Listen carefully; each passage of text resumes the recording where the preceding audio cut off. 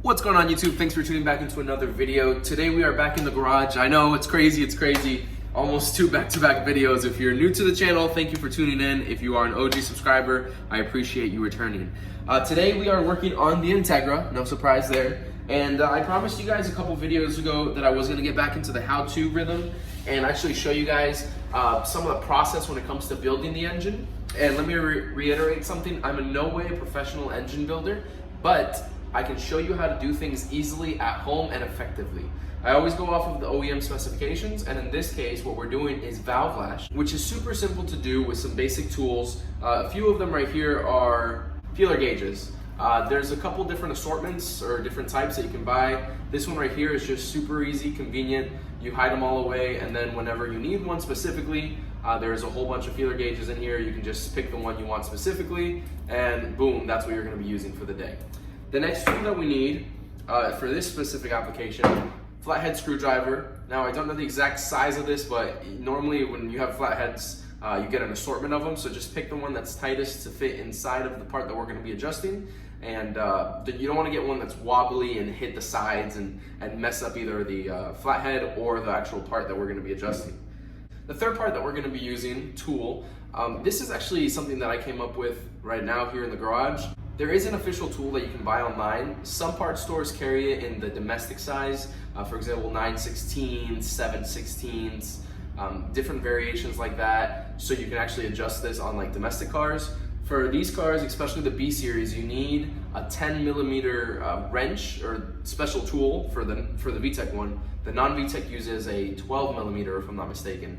But with the non-VTEC, you can use a regular wrench because the part that adjusts is actually very close to the top of the valve cover. For this one, you need something that goes downwards. And there is a tool, I'll add a picture right here. And you can either buy that, or what I did, I just cut a wrench, welded it at an angle, then cut another wrench and welded it right there. It goes into the cylinder head like that. Then we loosen the nut, and then with the flathead, we're actually gonna be adjusting the valve lash while measuring using one of the feeler gauges. Super simple. Before we dive into that, I want to just mention something. If you guys aren't already following the Instagram at Slow Integra, that's personally my Instagram. It's what I use day to day. I'm actually doing a giveaway right now on some billet lower control arms. Absolutely free, no purchase necessary at all. You literally just go to the last post, comment, tag 2 people, share it to your story, and you're entered to win some very good condition billet lower control arms. These are good for 88 to 95 Civics, CRXs, and Del Sols, if I'm not mistaken, as well as the 94 to 2001 Integras. These came off of my personal car, La Fea, the one right behind me, and they're in great shape. The only reason I'm changing them is because I'm doing spherical everything, and instead of selling these off, I'd rather just give it to one of you guys. So if you haven't already checked that out, make sure to go to my Instagram and you'll see how you can win that. Super easy to do. With that being said, let's go ahead and dive into the video. I'm gonna go ahead and take the valve cover off and show you in depth how we can do this valve adjustment.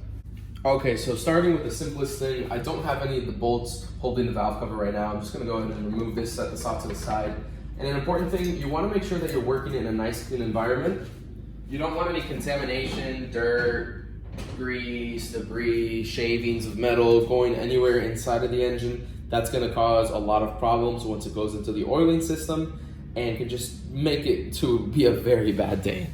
Let's go ahead and show you exactly how we're gonna be doing this. Now right here, and exactly what the valve lash is, we have our camshaft, obviously.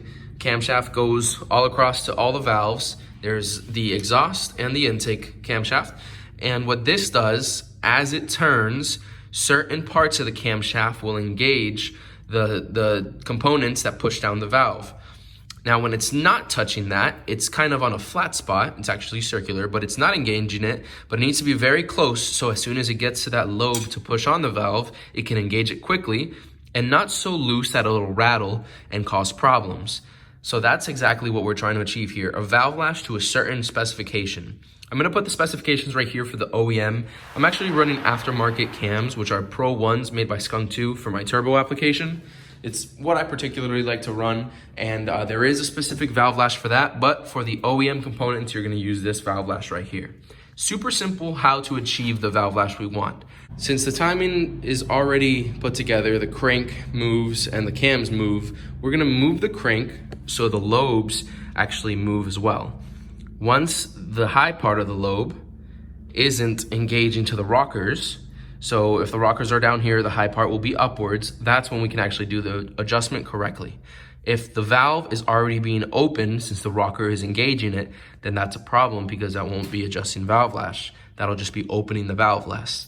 So we wanna make sure we're using it and doing the valve lash at the correct time. I'm gonna go ahead and move the crank so we get it exactly where we need it, and I'll set you right here so you can see me doing it. So as you can see right there, the camshafts are moving corresponding with how I'm moving the crankshaft. Now there's obviously a certain ratio since there's less teeth on the crank, more teeth on the camshaft gear itself, but you get an idea of what we're doing there. Obviously I couldn't see it while doing it from the bottom, but I wanted you to have a good look of how the cams are actually moving. What I'm gonna do now is go ahead and spin the crankshaft from the top right here so I can look at what valves are not opening. So for example, right here, we have the lobe of the cam actually pushing down on the rockers right there, and it's already opening the valve. What's that mean? This one is not gonna get adjusted right now. This one is about to open. That one is totally closed because the lobes are fully up. So this right here, we can go ahead and adjust. That one's perfect to adjust. This one is almost halfway going to open. So we don't wanna do that one. We wanna adjust them when they are fully up like this. Okay, so I got the camera set up right here. I'm gonna zoom in to the point where you can see the first. We're gonna start with, just to make it simple, cylinder 1 on the exhaust side. I'm gonna make these lobes stand straight up. That way we know that they're good for adjustment. I'm gonna be on the bottom so you guys won't see me actually spinning the crank, but I'll be looking from the side.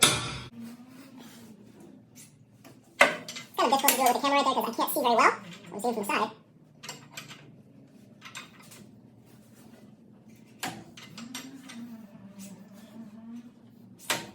Almost there. And Just about right there is good. Okay.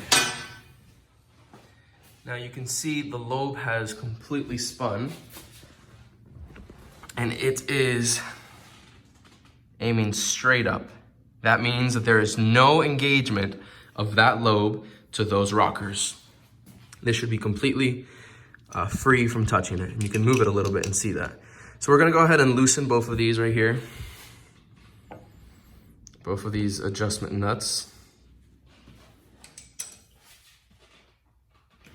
And the one thing, downfall of how I made this tool, this is a pain to actually grab onto because the grip is just so awful on that. I'm gonna go ahead and loosen both of these. And it doesn't really matter right now because these are both loose. They're not engaging the camshaft. It's not a problem right now. So they are free to adjust. Now OEM will ask you for 6 to 7 thousandths of an inch for the intake valves. And for the exhaust valves, 7 to 8 thousandths. That's your little range that you can go off of for the exhaust valves. Scum 2 just says 7 and 8. So make it like very simple, a little bit looser than stock just because it's on the high end of what you're allowed to do on the Honda stuff. Another really important thing to keep in mind is to do this valve adjustment when the engine is cold. If you guys don't already know, heat expands metal especially. When it gets bigger, then obviously the metal from below, the metal from the top will have less clearance. It'll become closer. If you adjust it at that point to 8 thousandths, for example, and it cools down, the metal will retract and you'll have a much bigger valve lash.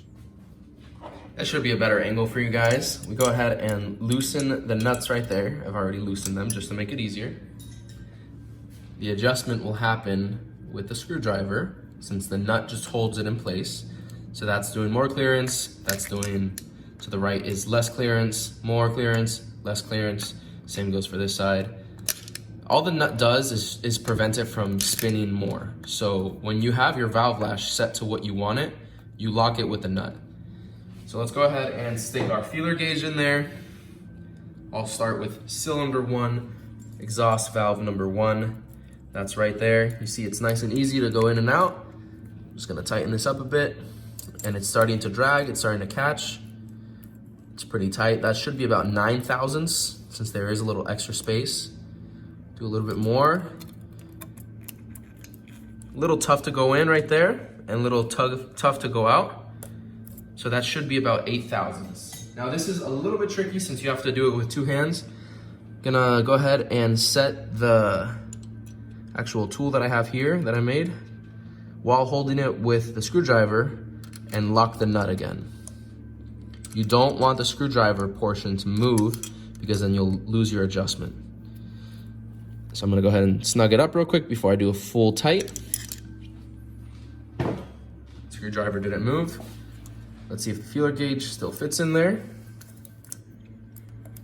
It is a little snug, so it tightened up a little bit when I was tightening the nut. So that means that it's too tight. Right there, it's probably about 7 thousandths. It just moved ever so slightly. Another good way to prevent that is just by keeping the feeler gauge there while you actually tighten it. Gonna go ahead and loosen this a tad. Right there. See if we can stick the feeler gauge in there this time and hold it right there.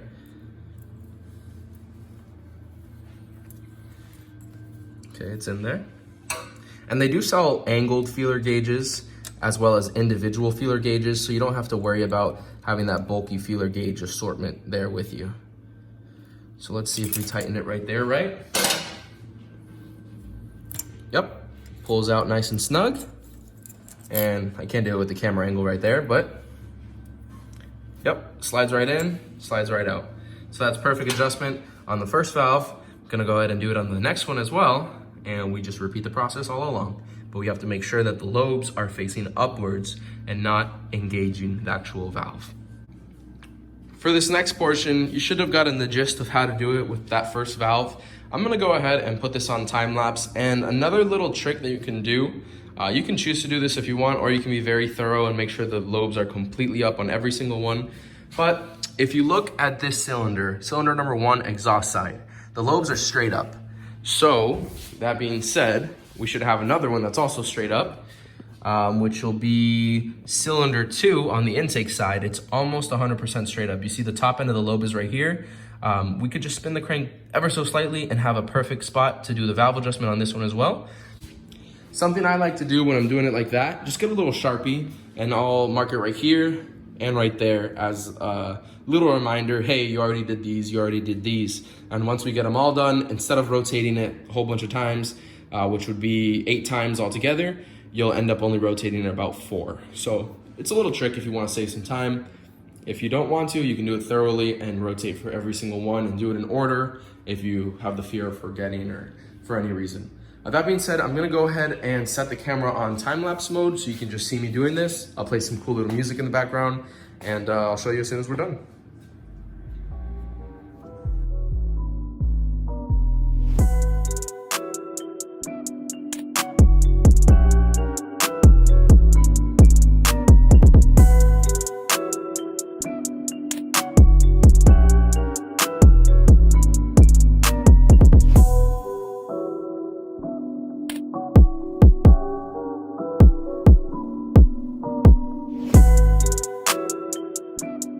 All right, I just got done with the last valve lash. That was cylinder 4 on the intake side.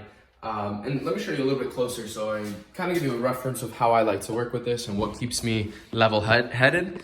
I don't know if you noticed or picked up on it on the time lapse, but I'm spinning the motor and doing about 2 cylinders at a time, obviously the intake or the exhaust side. And as I'm going along, like I mentioned, go ahead and write a little note right there. Me personally, I like to do 7,000, 7,000, 7,000, 7,000s, just so I remember that I'm using the right feeler gauge. If by accident you jump from the 8,000s to the 7,000s or to the intake side and you forget to put it to 7 and you do it at 8, it's understandable. It's not anything that's crazy that you would mess up on that. I've done it myself. So every time I get done with one side, I verify and I look at the feeler gauge just to triple check myself and I write down exactly what I did. Something cool to note, I didn't know this until right now, literally as I was doing this video. When I was demonstrating how to do this, I was putting the feeler gauge in the front, which is fine. I mean, there's nothing wrong with that, but you can so easily do it from the back right there. So I just got done doing 7,000s on this one. You can see it's nice and snug right there, a little bit of drag. but it goes in perfectly right there. And same for this one right there. A little bit of drag, but it goes in perfectly. I like to verify that the size bigger doesn't go in, just so it's, you know, right at the size that you want. But you can do it from the back end while adjusting it from the front. So it makes it so much easier. It's just a little trick that I picked up on this time, and I'm learning just as much as you guys are. Another cool thing to note is, I don't know if you guys realized at the beginning of the video when I was spinning the crank was a little bit harder to spin. Now it's spinning very freely. Not super freely, but very freely compared to how it was before. Why is that specifically? You can think, oh, maybe the bottom end's locked up. Maybe I didn't build it correctly. What's wrong with my motor? This cylinder head I actually shipped out to my friends at SB Machine over in California. Let me sit down the camera so I can talk a little easier. And when I shipped it out, I shipped out a bare head. I had done the porting myself. You guys saw that on the channel. And they did a phenomenal job on the valve work, the springs, retainers, guides, everything. They hooked me up and I love them. Thank you so much, guys. I really appreciate not only the merch, but the work and the love that I've gotten. You guys are amazing. But when I shipped it out bare. I sent it without any rockers. So when I took them out, I threw them all into a bag. And there is a specific way to put it back together. And you guys can look at Honda repair manuals for that if you have any questions on how to do that. But when you do it like that, you get an intake one to the exhaust side, an exhaust one that's adjusted wrong into the right side, or they all get jumbled. So when putting it together, you're gonna have maybe 15 thousandths clearance on one side, and then maybe 2 thousandths clearance on the other side. Because no lobe on a cam is exactly the same. That's why you have to individually adjust. So that being said, when I started spinning the crank, it was binding on some areas because it was metal on metal, causing the valve to open the wrong amount. So once we correct that, now the engine is turning very smoothly, everything's operating how it should. On the top end, we're looking golden. On the bottom end, that was already built by myself, and we know that everything's fresh because you guys saw that on video too. The next thing to do in this kind of scenario, since we do want to make a lot of horsepower, we have the adjustment, we have the timing belt on, we have aftermarket cams as well as cam gears. The next thing to do would be degree the motor. I don't personally know how to degree it. I think that I could figure it out if I bought a degree kit and kind of looked at some videos, but that's something that I want to have somebody that's a professional do. I'm going to be looking in the next couple of weeks for somebody to actually be able to come to my house with the degree kits, be able to degree everything properly. And if they're willing, I'd love to do a video on that so they can kind of talk and I can learn and you guys can learn with me. If you have any recommendations on that in Central Florida, shoot me an Instagram message at SlowIntegra and maybe we can talk a little bit of who you recommend and I can find someone that way.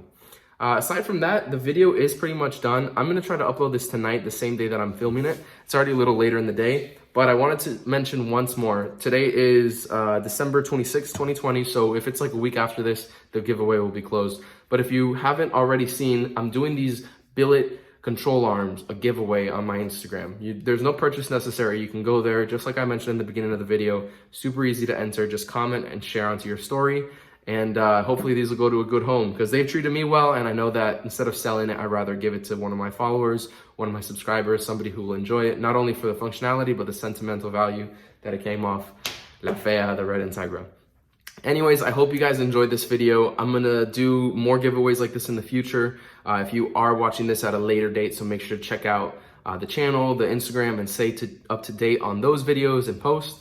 And if this video helped you do the valve latch stuff, please go in the comments down below. Let me know and hit the like button. I would really appreciate that, guys. Thank you so much for watching. I'll see you on the next video and have a great day. Peace.